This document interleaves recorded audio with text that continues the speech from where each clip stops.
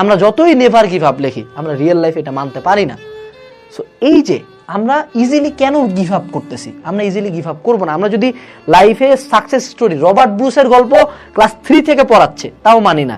Elon মাস্কের attitude video যে 7টা rocket উড়ে গেছে, 8টা উঠছে, অ্যাটিটিউড ভিডিও শেয়ার দে, বাট মানি কয়জন? মানি তো না।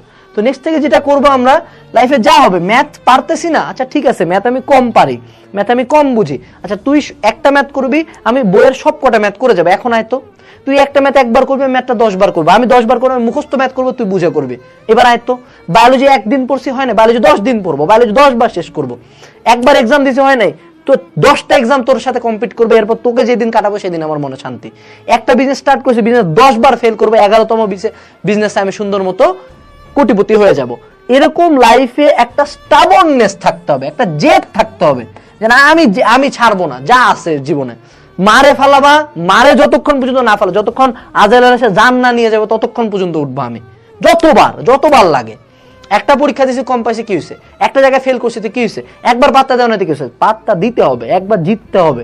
আমি জেদ লাগবে।